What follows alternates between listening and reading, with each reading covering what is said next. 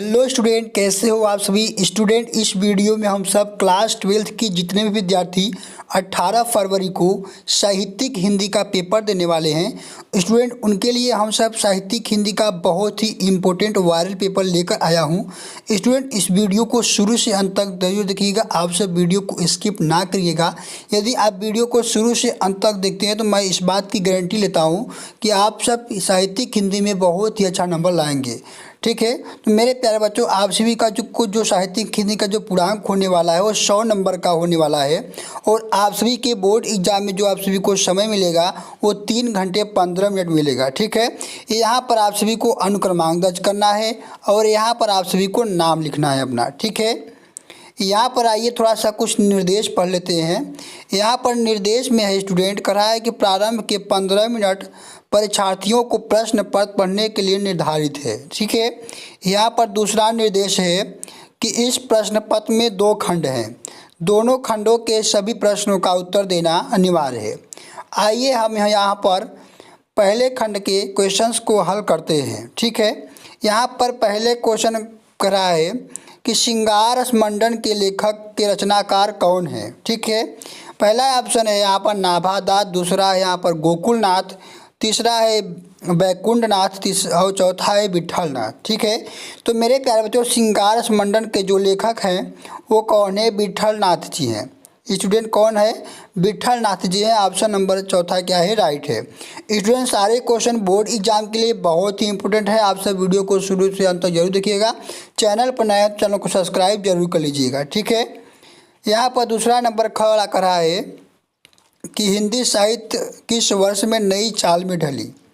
Option है यहाँ पर 1857 ईस्वी, दूसरा है 1873 ईस्वी और यहाँ पर तीसरा ऑप्शन 1947 ईस्वी, चौथा है यहाँ पर 1975 ईस्वी।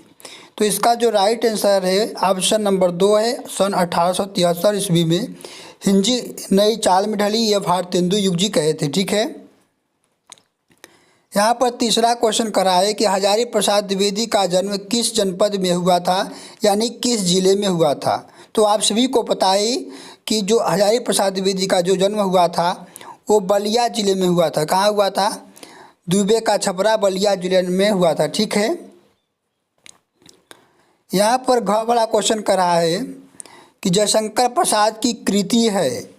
ऑप्शन है यहाँ पर आषाढ़ का एक दिन, दूसरा है कुटज, तीसरा है यहाँ पर ध्रुवस्वामिनी और चौथा है आत्मनेपद। तो मेरे प्यारे बच्चों, जयशंकर प्रसाद की जो कृति है वो ध्रुवस्वामिनी है। ऑप्शन नंबर तीसरा क्या है? राइट है यहाँ पर। ठीक है, अंगा वाला क्वेश्चन यहाँ पर कह रहा है कि रानी नागफनी कहानी के लेखक कौन है। ऑप्शन है यहाँ पर यशपाल, दूसरा है महादेवी वर्मा, तीसरा है जनेंद्र कुमार, चौथा है हरिशंकर परसाई जी। तो रानी नागफनी कहानी के जो लेखक है स्टूडेंट वो कौन है? हरिशंकर परसाई जी है। ऑप्शन नंबर चौथा क्या है? राइट है यहाँ पर। ठीक है, यहाँ पर दूसरा क्वेश्चन है, दूसरा क्वेश्चन का पहला क वाला क्वेश्चन करा है कि तुलसीदास जी ने रामचरितमानस की रचना की है, कि यानी किस भाषा में की है। तो स्टूडेंट रामचरित का जो रचना हुआ है वो अवधी भाषा में लिखा गया है, रामचरितमानस। ठीक है, ख वाला क्वेश्चन यहाँ पर करा है कि प्रकृति के सुकुमार कवि कहलाते हैं। ऑप्शन है सूर्यकांत त्रिपाठी निराला जी, दूसरा है सुमित्रानंदन पंत जी या जयशंकर प्रसाद जी या फिर महादेवी वर्मा जी। तो प्रकृति के सुकुमार कहे जाने वाले सुमित्रानंदन पंत जी हैं। ठीक है, तो इसका जो राइट आंसर है ऑप्शन नंबर 2 है यहाँ पर। ठीक है, तीसरा क्वेश्चन यहाँ पर कराया ग वाला कि लोकायतन के रचनाकार कौन हैं। तो स्टूडेंट लोकायतन के जो रचनाकार हैं वो सुमित्रानंदन पंत जी हैं। ऑप्शन नंबर ए क्या है? राइट है यहाँ पर। कह रहा है कि कश्मीर सुषमा के रचयिता है। तो कश्मीर सुषमा के रचयिता स्टूडेंट भारतेंदु हरिश्चंद्र जी हैं। कौन है? भारतेंदु हरिश्चंद्र है। इसका जो राइट आंसर है ऑप्शन नंबर पहला है। अंगा वाला क्वेश्चन यहाँ पर कह रहा है कि इनमें से जगन्नाथ दास रत्नाकर की कृति नहीं है। तो स्टूडेंट समालोचना दर्शक ये जो है जगन्नाथ जी का है। श्रृंगार लहरी ये भी क्या है? जैसे किसका है? जगन्नाथ जी का है। विराष्टक ये भी जगन्नाथ जी का है। लेकिन स्टूडेंट जो अधिकिला फूल है ये किसका है? तो ये जो है सुमित्रानंदन पंत जी का है। तो इस प्रकार से इनका जो कृति कौन सा नहीं है, तो अधिकिला फूल ऑप्शन नंबर चौथा है, यही क्या है, जगन्नाथ जी का कृति नहीं है। ठीक है। यहाँ पर स्टूडेंट तीसरा वाला क्वेश्चन कर रहा है कि निम्नलिखित गद्यांश पर आधारित प्रश्नों के उत्तर दीजिए। आप सभी के बोर्ड एग्जाम में 10 नंबर का गद्यांश आएगा और इस पर आप सभी को 5 क्वेश्चन दिया जाएगा। ठीक है, जो कि आप सभी को इसी गद्यांश को पढ़कर आप सभी को उत्तर देना होगा। तो यहाँ पर पहला क्वेश्चन कर रहा है कि उपर्युक्त गद्यांश के पाठ एवं लेखक का नाम लिखिए। यानी यहाँ पर आप सभी को जो गद्यांश दिया गया है इसी के लेखक और पाठ का नाम लिखना है। तो आप सभी को यहाँ पर देखिए जो है ये जो गद्यांश लिया गया है स्टूडेंट, ये कहाँ से लिया गया है, तो राष्ट्र का स्वरूप जो आप सभी का पहला चैप्टर है वहाँ से लिया गया है। ठीक है, और इसके जो लेखक है राष्ट्र के स्वरूप का, उसके लेखक कौन है, वासुदेव सरल अग्रवाल जी हैं। ठीक है, तो इस प्रकार से पहला क्वेश्चन को हल करेंगे। फिर दूसरा क्वेश्चन यहाँ कर है रेखांकित अंश की व्याख्या कीजिए। तो यहाँ पर देखिए जिन भी शब्दों के नीचे अंकित किया गया है, इस तरीके से अंडरलाइन किया गया है, उसी को क्या कहते हैं, हम सब रेखांकित अंश कहते हैं। तो इसी को क्या करना है, आप सभी को अपने शब्दों में इसका आंसर देना है। ठीक है,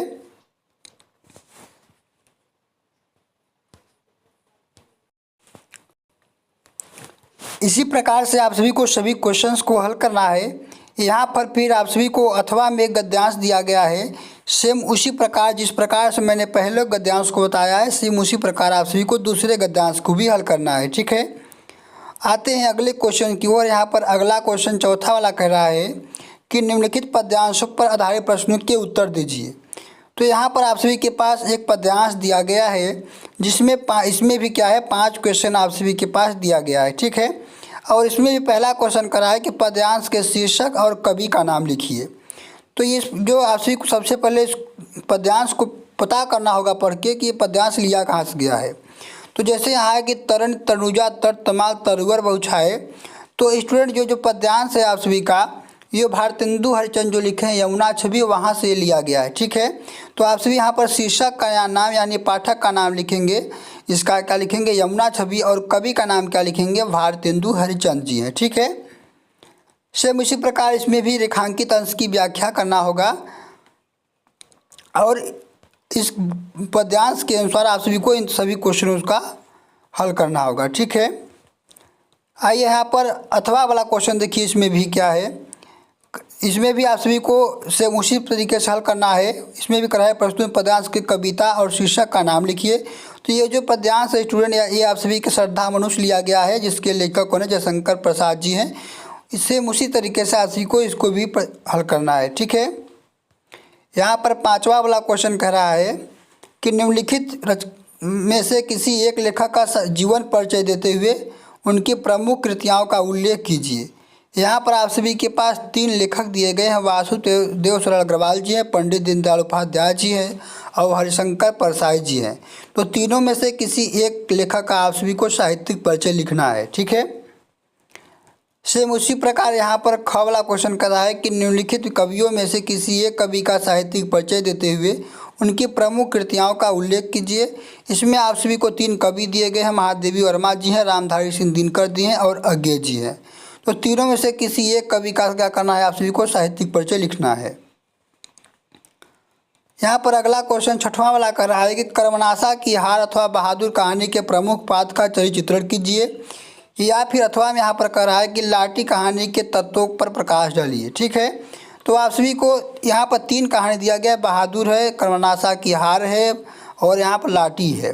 तीनों में से किसी एक कहानी को आप सभी को हल करना है। ठीक है, 7वां क्वेश्चन यहाँ पर कर रहा है कि स्वपठित खंडकाव्य के आधार पर किसी एक खंडकाव्य के प्रश्न का उत्तर दीजिए।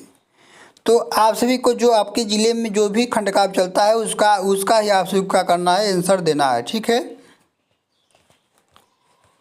यहाँ पर खंड ख स्टार्ट होता है।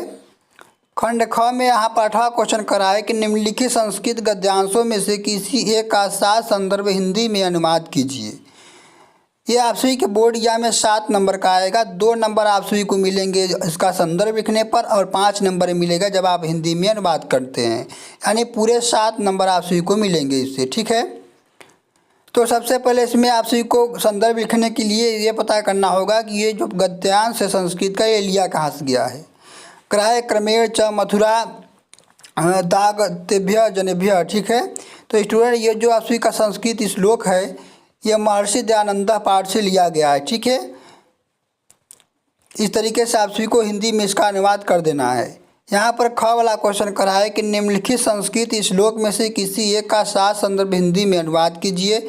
ये भी आप सभी को 7 नंबर देगा। ठीक है, तो यहाँ पर आप सभी को 2 दिया जाएगा, किसी एक का आप सभी को हल करना है। जैसे यहाँ पर है कि जल बिंदु निपातेन कर्मशः पूर्य घटः स हेतु सर्व विद्यानाम धर्मस्य च घनस्य च। ठीक है, तो इस तरीके से जो आप सभी का ये श्लोक लिया गया है, आप सभी का जो चैप्टर सुभाषित रत्नान वहाँ से लिया गया है। ठीक है, यहाँ पर 9वां वाला क्वेश्चन खड़ा है कि निम्नलिखित प्रश्नों में से किसी 2 प्रश्नों का उत्तर दीजिए। यहाँ पर 4 क्वेश्चन आप सभी के पास दिया गया है और किसी 2 का आप सभी को क्या करना है, आंसर देना है संस्कृत में ही। और यहाँ पर आप सभी के रस अलंकार से क्वेश्चन है, जो कि यहाँ पर पहला कहा है कि करूढ़ रस अथवा बी रस के स्थायी भाव सहित उसकी परिभाषा और उदाहरण लिखिए। दूसरा कहा है श्लेष अलंकार अथवा अतिशोक्ति अलंकार का लक्षण उदाहरण लिखिए। तीसरा क्वेश्चन करा है चौपाई अथवा रोला छंद का लक्षण एवं उदाहरण लिखिए। ठीक है, फिर यहाँ पर कह रहा है अब 11वां क्वेश्चन, निम्नलिखित में से किसी एक विषय पर निबंध लिखिए। यहाँ पर आप सभी के पास 4 निबंध दिए गए हैं। पहला है राष्ट्रकवि मैथिली शरण गुप्त पर लिखिए। दूसरा है पर्यावरण प्रदूषण की समस्या और समाधान पर लिखिए। तीसरा है ग्रामीण रोजगार योजना पर लिखिए। चौथा है भारत के विकास में युवाओं की भूमिका लिखिए। तीनों में से किसी एक पर आप सभी को निबंध लिखना है। निबंध आप सभी को लिखने पर पूरा आप सभी को 7 नंबर दिए जाते हैं। 2 नंबर आप सभी को यहाँ पर रूपरेखा लिखने पर मिलते हैं। तो आप सभी जब पूरा कंप्लीट जब निबंध लिखते हैं तो आप सभी को पूरे 9 नंबर मिलते हैं। ठीक है, अगला यहाँ पर 12वां क्वेश्चन जो है आप सभी का वो संधि से है। 12वां का क वाला क्वेश्चन करा है कि पुनर्मते का संधि विच्छेद कौन सा होगा। तो जब आप सभी को पुनर्मते का संधि विच्छेद करेंगे तो इसका जो होगा हो जाएगा क्या होगा, पुनः धन रमते। ठीक है, तो इसका जो राइट आंसर है स्टूडेंट वो ऑप्शन नंबर क है, पुनः धन रमते, इसका जो राइट आंसर है। ठीक है, यहाँ पर दूसरा क्वेश्चन करा है गायिका का संधि विच्छेद कौन सा होगा।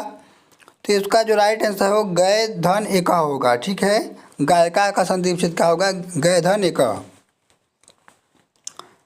अगला यहाँ पर क्वेश्चन है कि हरिश्चंद्र में कौन सी संधि है। ऑप्शन है यहाँ पर स्वर संधि, दूसरा है व्यंजन संधि, तीसरा है विसर्ग संधि, चौथा है दीर्घ संधि। तो स्टूडेंट जो हरिश्चंद्र में संधि होगी वो कौन सी है, दीर्घ संधि है। ठीक है, अगला यहाँ पर ख वाला क्वेश्चन का पहला करा है कि सच कर्म एक समास है। तो स्टूडेंट सच कर्म का मतलब होता है कि सच्चे कर्म करने वाले। तो ठीक है, तो इसमें क्या हो रहा है कि गुण का पता चल रहा है और जिस भी समास में गुण का पता चलता है उसे कर्मधारय समास कहते हैं। तो इसमें जो समास होगा वो कर्मधारय समास होगा। इस तरीके से आप सभी को यहाँ पर ख वाला क्वेश्चन करा है कि निम्नलिखित रेखांकित पदों में से एक पद और का विभक्ति से संबंधित प्रथम नियम का उल्लेख कीजिए। आप सभी के पास यहाँ पर 4 और 3 वाक्य दिए गए हैं। आप सभी को इसका विभक्ति और इससे संबंधित नियम का उल्लेख करना है। यहाँ पर लास्ट 14 वाला क्वेश्चन कर रहा है कि राज्य परिवहन निगम के मुख्य प्रबंधक को बस चालक के अप्रशंसी व्यवहारक का उल्लेख करते हुए एक शिकायत पत्र लिखिए। या फिर यहाँ पर आप सभी को अथवा दिया गया है कि परीक्षा के समय बिजली कटौती न करने के लिए जिलाधिकारी को एक पत्र लिखिए। तो आप सभी को 2 यहाँ पर पत्र दिया गया है, जिसमें से किसी एक को आप सभी को क्या करना है, पत्र लिखना है। पत्र पूरा लिखने पर आप सभी को 8 नंबर मिलेंगे। ठीक है, इस तरीके से आप सभी को अपने बोर्ड एग्जाम में पेपर को हल करना है। इसी तरीके से स्टूडेंट आप सभी को हर एक विषय का पेपर पाने के लिए हमारे इस चैनल को सब्सक्राइब करके जरूर रखिएगा। मिलता हूँ अगली वीडियो में एक नए टॉपिक के साथ। धन्यवाद।